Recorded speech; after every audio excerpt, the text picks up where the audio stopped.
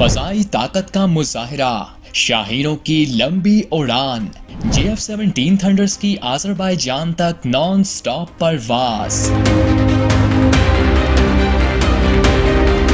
پاک فضائیہ کا ایک خصوصی دستہ جدید JF-17 تھنڈر بلاک 3 لڑاکا طیاروں کے ہمراہ آذربائیجان پہنچ گیا ہے، جہاں وہ دو طرفہ فضائی مشق انڈس شیلڈ الفا میں حصہ لے رہا ہے۔ مشق کا مقصد دونوں ممالک کی فضائی افواج کے درمیان باہمی ہم آہنگی، عسکری تعاون اور جدید فضائی حربی مہارتوں کا تبادلہ ہے۔ پاک فوج کے شعبہ تعلقات عامہ ISPR کی جانب سے جاری بیان کے مطابق دو طرفہ مشق کا بنیادی مقصد دونوں فضائی افواج کے درمیان ہم آہنگی، فضائی حربوں اور آپریشنز کو فروغ دینا ہے۔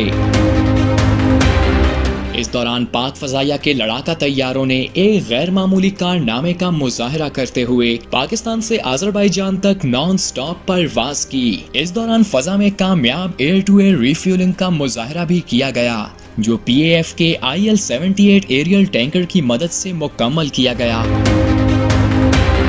ISPR کے مطابق اس سے JF-17 طیاروں کی طویل فاصلے تک پہنچنے کی پیشہ ورانہ مہارت نمایاں ہوئی۔ بیان میں کہا گیا کہ مشق کے دوران دونوں ممالک کی افواج جدید ٹیکنالوجی اور تیزی سے بدلتے ہوئے فضائی جنگی تقاضوں کے تناظر میں تجربات کا تبادلہ کریں گی۔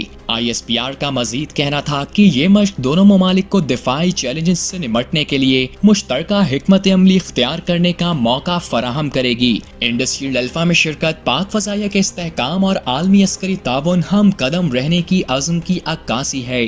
واضح ہے کہ جولائی 2025 میں برطانیہ میں منعقدہ رائل انٹرنیشنل ایئر ٹیٹو میں بھی پاک فضائیہ نے نمایاں کارکردگی کا مظاہرہ کیا۔ JF-17 بلاک 3 کو spirit of the meet trophy سے نوازا گیا، جبکہ C-130H ہرکولس نے کانکرز ایلیگنس ٹرافی اپنے نام کی۔